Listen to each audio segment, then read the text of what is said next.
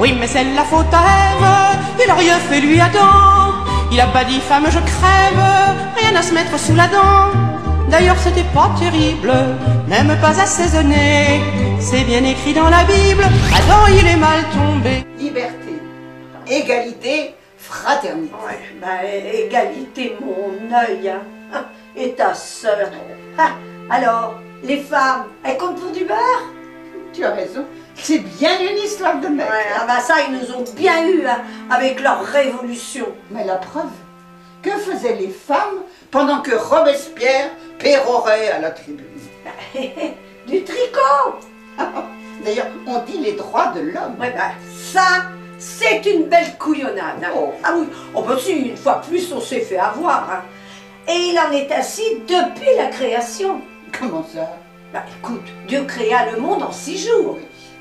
Le 6e jour, il créa l'homme à son image et à sa ressemblance. Ça me rappelle ma grand-mère. Elle disait que Dieu n'était pas beau tous les jours. Écoute la preuve, quand tu vois ce portrait de l'homme, quand même reconnaître qu'il n'était pas à son avantage. Avec la tronche qu'il se paie, il ne devait pas sucer que de la glace. Enfin, c'est un véritable tue-l'amour. Alors, Dieu regarda son œuvre et resta perplexe. Tout cela était bien beau, mais il lui semblait qu'il manquait un petit quelque chose. Mais oui, mais bien sûr, l'homme était le seul de son espèce. Il eut alors une idée de génie. La première opération chirurgicale. Hein? Il prit un scalpel, détacha une côte à l'homme, appelons-le Adam, puis il souffla dessus. De ce souffle puissant, il créa son chef-d'œuvre, la femme. Il lui donna le prénom de Ève. Il vit alors que tout cela était beau et il se reposa. Il venait de terminer la semaine, c'était le 7e jour, le dimanche. Adam et Ève, chassés du paradis. Dieu leur avait dit, faites tout ce que vous voulez, mais ne touchez pas aux fruits de cet arbre sous peine d'être chassés de l'Éden. C'est un pommier. Ah bah dis donc, si c'était moi qui avais été à la place de Ève, ça ne serait jamais arrivé. Oh, dis donc, comment c'est que je lui aurais fait bouffer sa pomme, moi, à cet idiot de Satan là. Ah, dis donc. Eh, ils se sont fait avoir, mais alors là, jusqu'au trognon. Ève saisit une pomme, la présente à Adam qui la croque à belles dents. Dieu, très en colère, les chasse alors du paradis terrestre en disant « Croissez, multipliez-vous et remplissez la terre. Vous gagnerez votre vie à la sueur de votre front. » Ouais, là, hein, le cours du temps changea. Il y a matin, il y a soir, il y eut l'été et il y eut l'hiver. Oui, mais comme ils étaient tout nus, Ève dut se mettre en devoir de les vêtir. Elle chercha dans la nature des feuilles pour les protéger du soleil et du froid.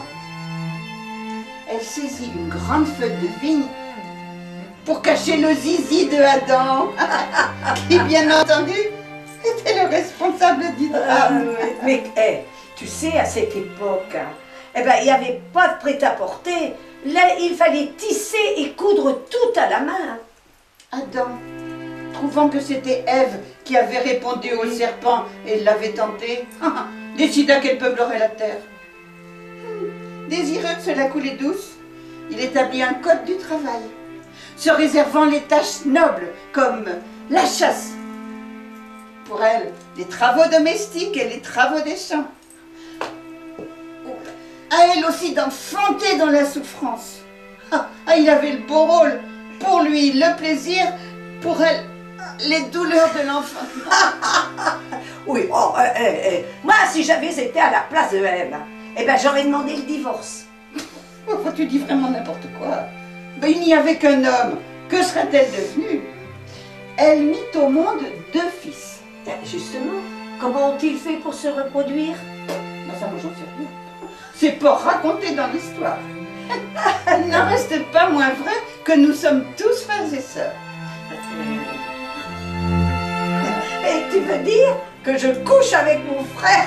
Oh non. Mais écoute, je ne veux rien dire du tout, moi. Regardons plutôt le tableau suivant. Ouais, ben ça, celui-là, dis donc.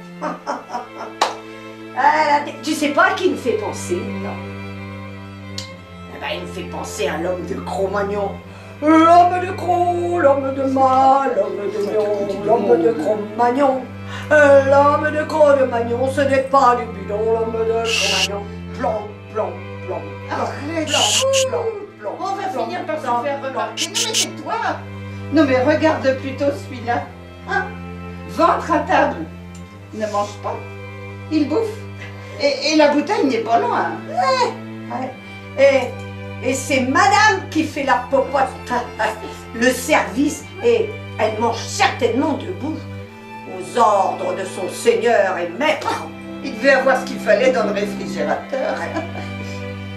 La fenaison. Et c'est encore madame qui se paye le gros du boulot. On la voit jamais se reposer, cette pauvre femme. Ah là là, et Dieu sait si le travail des champs était dur et il n'y avait pas de machine agricole.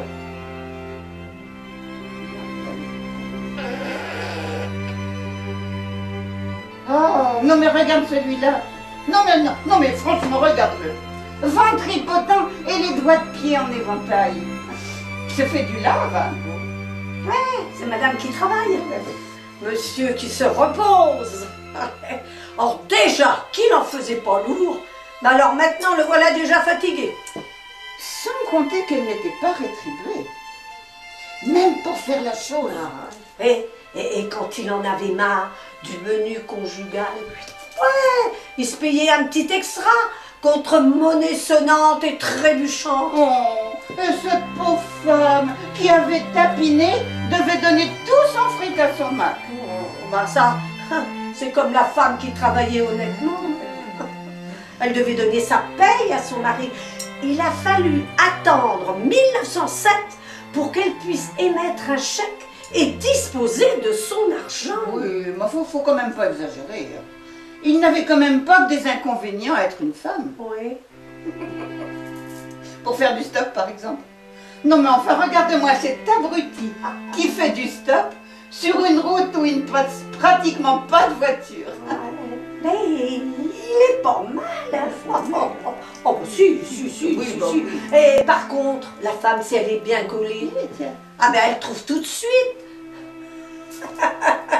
une voiture avec chauffeur, galant et aux petits soins. Oui, mais fais quand même attention qu'il ne soit pas trop au petit soir. Mais ça, tu as raison, moi. Faut pas se fier à son air gentil, hein.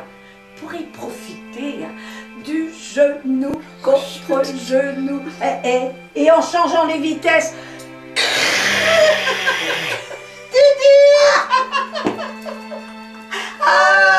Ah, moi, la bagatelle hors mariage, alors là, pas question. Oh, madame s'envoyait bien un petit coup derrière la glotte de temps en temps, histoire de s'hydrater un peu et de garder une belle peau. Parce que tu sais, à part la bave d'escargot, il n'y avait pas de cosmétique. Bah, que veux-tu, il fallait bien un petit quelque chose, là, pour lui remonter le moral à cette pauvre femme. Oh, il n'y avait pas des femmes entretenues qui accumulaient des fortunes colossales et gagnaient un argent fou en se faisant offrir villas et bijoux. Par des types, tiens, dans le style de ce m'as-tu vu, dont le seul mérite à droit de parader avec du fric et pas grand-chose dans le cigare. Et plutôt du style parasite et m'as-tu vu. Mais tu sais, non seulement le mari gère sa maison bête et bien, ouais, il est le seul à voter pour des hommes censés diriger la France. C'est vrai ça. Il a fallu attendre 1944 pour que la femme ait le droit de vote. Et Dieu sait que ce dont la France avait le plus besoin, c'était d'un sérieux coup de balai. Et dans ce domaine, la femme reste championne. Oui, et tu sais, dans le travail, ben, il y avait des métiers pour hommes et des métiers pour femmes. Oui. Oh, ça a quand même bien évolué. Il n'est pas rare maintenant de voir des femmes militaires ou conducteurs de poids lourds. Alors qu'il est rare de voir des hommes nourrices ou demoiselles de compagnie. J'aime bien ça. Très drôle, la demoiselle de compagnie. Oui. Oui, mais une seule ombre au travail, hein, au tableau. À travail égal, le salaire des femmes est inférieur. C'est vrai. C'est pour ça qu'on a mis la journée de la femme.